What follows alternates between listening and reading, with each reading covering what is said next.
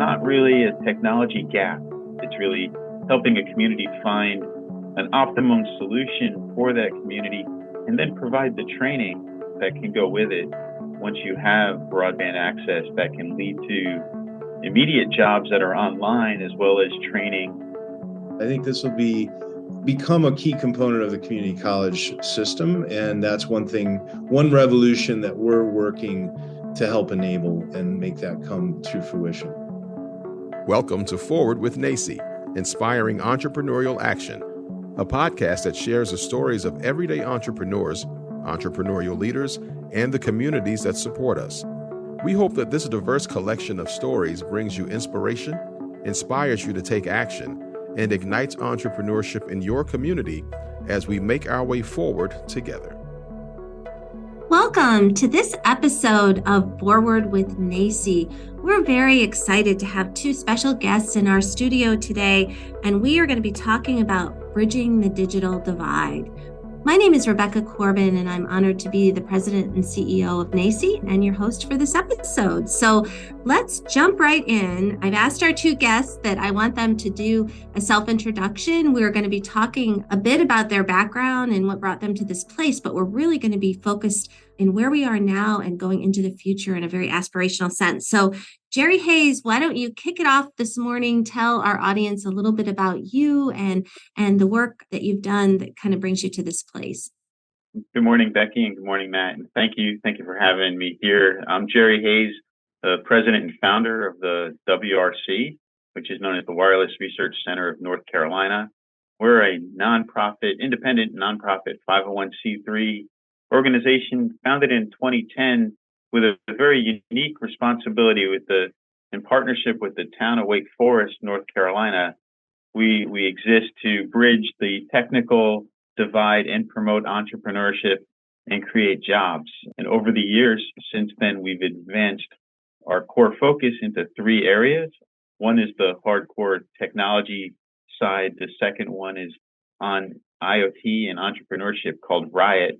And the third one is connected communities, where we actually are bridging the social digital divide as well as the technical digital divide. And Matt Bauer is the lead of connected communities for our program. And we're excited to be able to be here and to kind of evangelize the challenges and solutions. So thank you.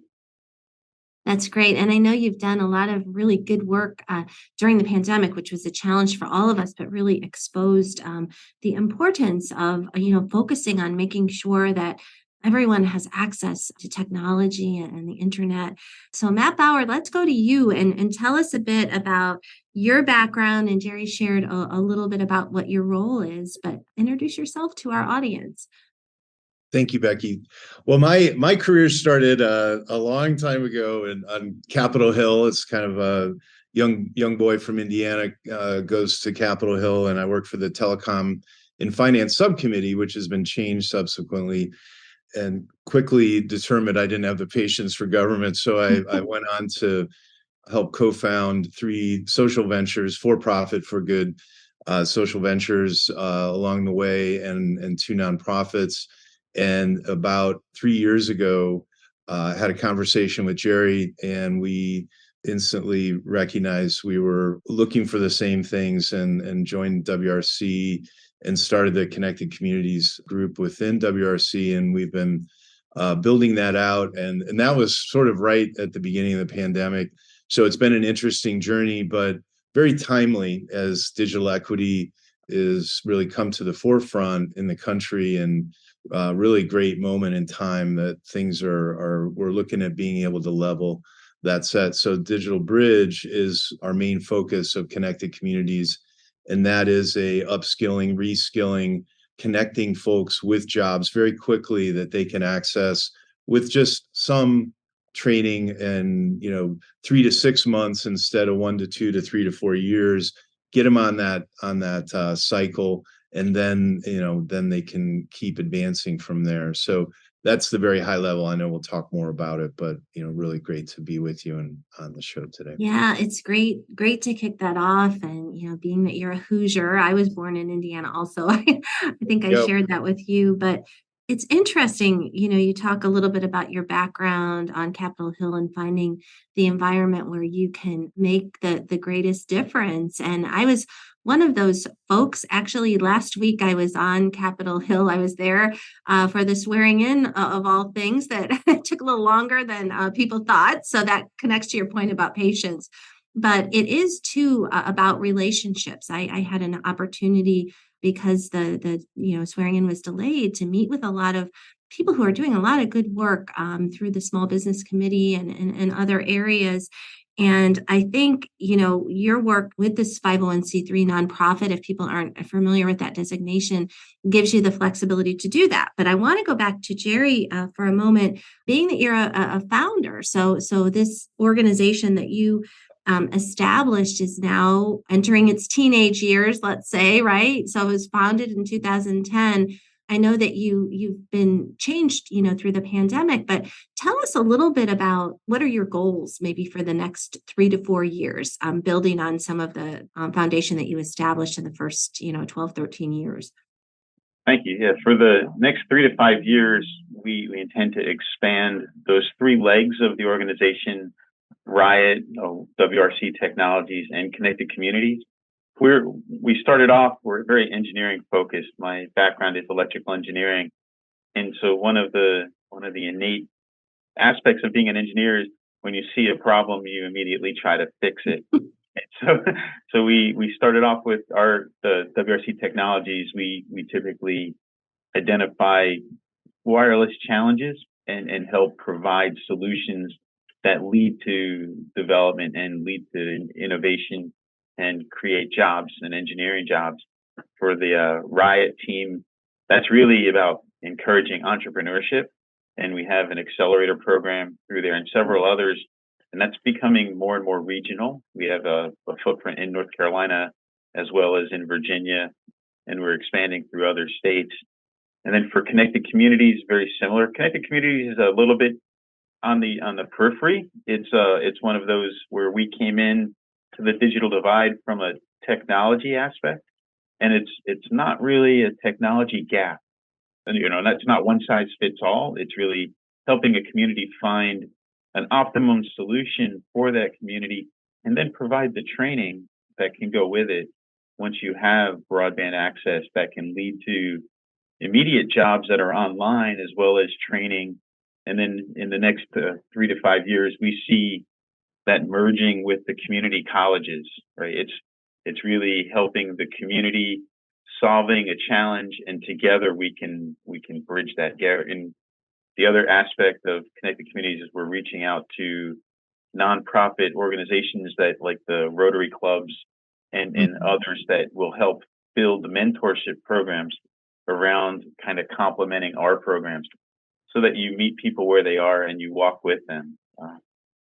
I love that you said that. Meet people where they are and walk with them. That is what I've always loved about community colleges. I've spent the last 14 years either working for one on the administrative side or leading NACCE that helps uplift and support them. But one of the things that struck me about the work that you're doing, and really the essence for people that might be listening that don't know what a community college is it's open access. We have students that come to us, even where I am right now in Wake, leasing space from Wake Tech and Cary, North Carolina. There's an influx of people from other countries. So a lot of folks come here to, learn English, to be honest with you. They come, some of them have very established professional technical degrees, but they have issues with language. So that is really good about the connection. And Matt, going back to you, I know that's an area of focus that you have through the FCC is equity and diversity, and some of the work that you've done there. So maybe you could expand on that a bit and share with people some of the priorities there, and how are you taking the work that you're doing to really plug into that federal agency. The thing that the CEDC has done for us is really give us a real clear lens on the work that's being done, and to help bring what we've learned, not just with Connected Communities, but I've personally, been doing this, I'll call it line of work for well over a decade, in terms of, thinking about how we can take this big machine called the internet and broadband and remote work and these things that we were talking about 10, 15 years ago. People thought we were crazy. It was like 3-4% of the country was working remotely. And, we were questioning that. We're like, well, why does that have to be? We have gone through all this trouble to build the networks and to get folks outfitted.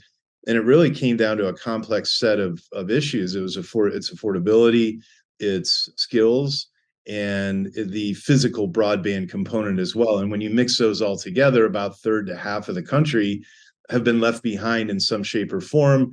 And whether that's through accident or intention, it really doesn't matter. We are where we are, right? So what we're looking to do with Connected Communities and our work with the CEDC is look for what's working, what's not working, and build on those connections that we have. So speaking of community colleges, there's so much to build on there, but it isn't necessarily the community colleges core curriculum today to go out and meet people in the community and take them where they're at, do these 3 to 6 month certificates or the actual job pairing that this sort of middle market, we're calling it. It's people between high school degrees and college degrees, which are millions and millions of people in the US right now. So do we want them to get college degrees? Of course, but there is a reality in that more people don't have a 4-year degree or a 2-year degree than do. And so how do we start enabling that with what we have? And these middle skill trainings that we're talking about, employers are desperate. Hiring right now is very difficult. You have folks who want to get on a career path and not just a job. And so how do we bridge that? And that's the whole idea behind the digital bridge. So we're very intrigued with how do we partner with community colleges to help enable this, because they're wonderful and they have so many of the check boxes already completed, right? So we're in discussion with at least one in particular, two systems that are having that sort of visionary look to say, hey, we can work with folks and have it not be towards a degree yet. We want them to go that path, eventually. And how do we embed this kind of programming into our system? And it's wonderful. And the way it looks, so these are still not completed yet. We don't have the agreements in place, but we're very enthused about the potential of creating a few models that can then be adopted, across North Carolina, say, or into other regions that we're speaking with now. And hopefully that answers. Yeah, I think that's a great look at that. And that's even, I think, a way into the future that NACCE, our National Association for Community College Entrepreneurship, could help elevate that, because that's one of our goals going forward is a systems approach, because we have several hundred member colleges, but we want to really engage and impact all community colleges, all 1,100 plus, in addition to the HBCUs. So that's really an area that I'm spending a lot of time on, is looking at systems like, Hawaii is a system of 4 universities and 6 community colleges, but they have a common strategic plan that identifies entrepreneurship and innovation. And what I have gotten to know through our conversations with you and kind of the space that you're in, at least as I understand it, is innovating something that exists. Like you'd mentioned, the internet, for example. I'll tell you just a funny story. Gerry, you're an electrical engineer. My husband's an electrical engineer. So before we got married, which was like 27 years ago, I sat in his living room and he said, I'm going to show you the coolest thing ever. And it was the AOL dial-up thing. Remember that? And I remember myself saying, that's really interesting, but I don't think that is something that I will necessarily be using in my line of work. And it won't be important. Laugh, because I'm like, who would have thought, that I mean, how could I even do my job without the internet and all of these tools that are developed? So it just shows you, I think, as particularly higher education, it's not just punching in, punching out, getting that 2-year degree, then the 4-year degree and your graduate degree. It's really that essence of learning. So I want to go back to you, Gerry, too, because we've talked about a lot of different things. And I think bridging the digital divide is an important one. Why don't you share with us a little bit about like getting down to sort of the tactics? Like how does one bridge the digital divide through maybe the systems approach or through community colleges? So really, at the heart of it, it begins with community engagement and Okay.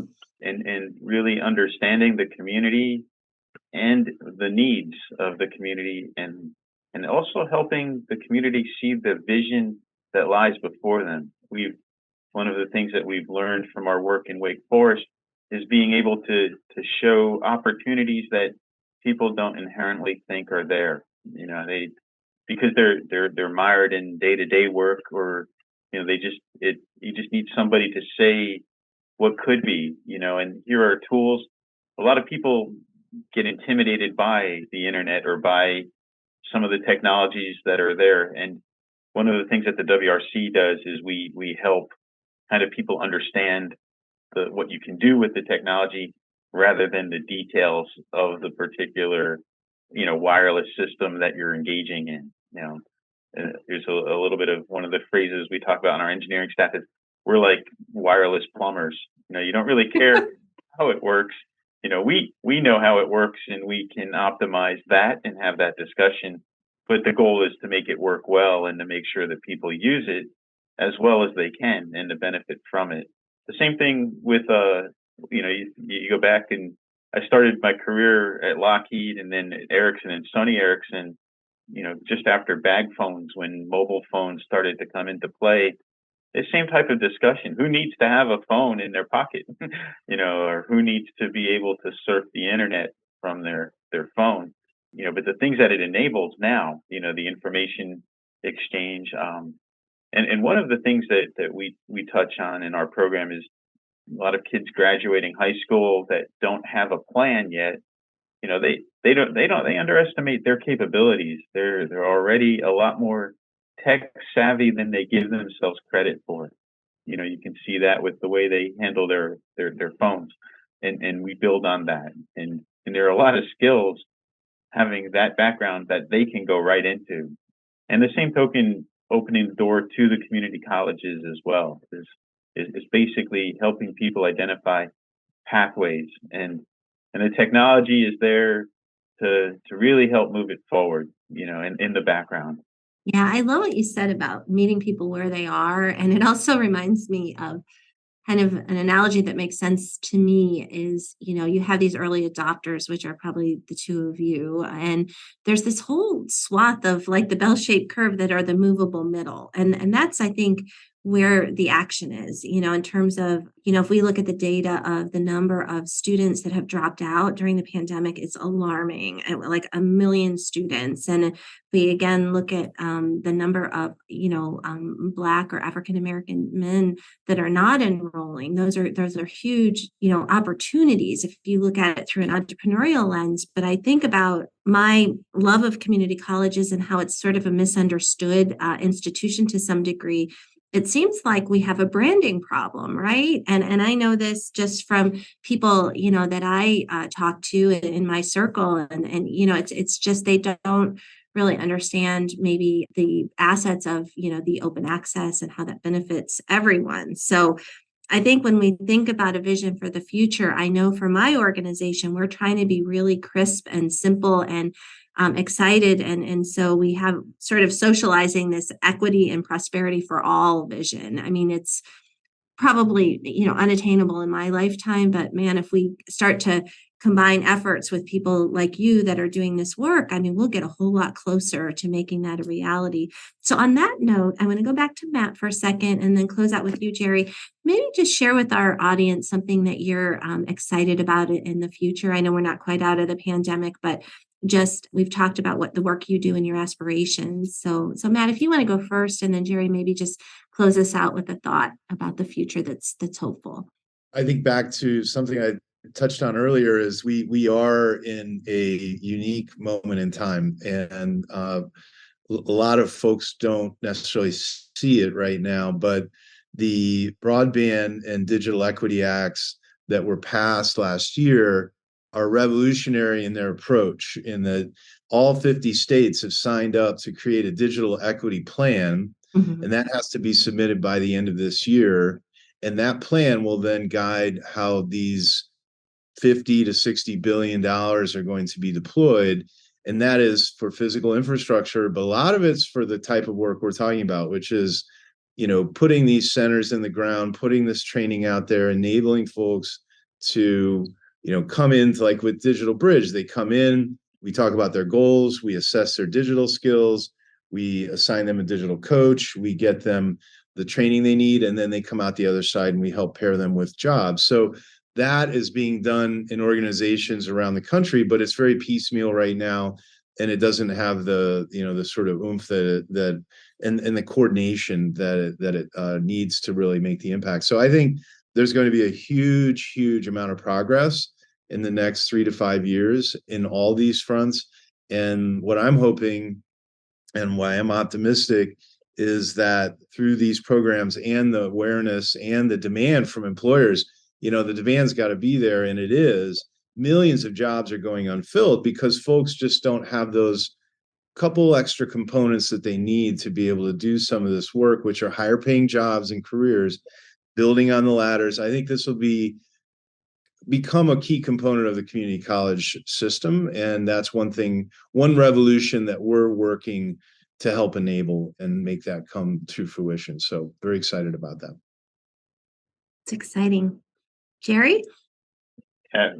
Exactly what Matt had mentioned as well. The kind of the thing that I'd like people to take away is that it's a process as well, and it's a process that relies on partnerships and trusted partnerships where together we can solve this problem. And give it time and talent, and there are many different components to that solution, and our goal is to bring that together. On another note, our website is wrc-us.org. You can find everything from Connected Communities to Riot and wireless technologies through that website. That's awesome. Thank you so much. And I hope people do visit that. And I'm excited to see what you all are going to accomplish in the future. I'm grateful on behalf of all of us for the work and leadership that you have. So thanks everybody for tuning in, and we'll look forward to maybe getting an update next year on all the good things that are happening. Thank you. Thank you, Becky. Thank you for joining us today. We hope that you will continue to explore the many ways to define entrepreneurship with NACCE as we celebrate opportunity, failing forward, and success, learning from one another along the way. Subscribe to this podcast on your favorite platform and follow at NACCE on social media, and learn more about us at nacce.com/podcast. Stay tuned for a new episode each week. We look forward to making our way forward together with you.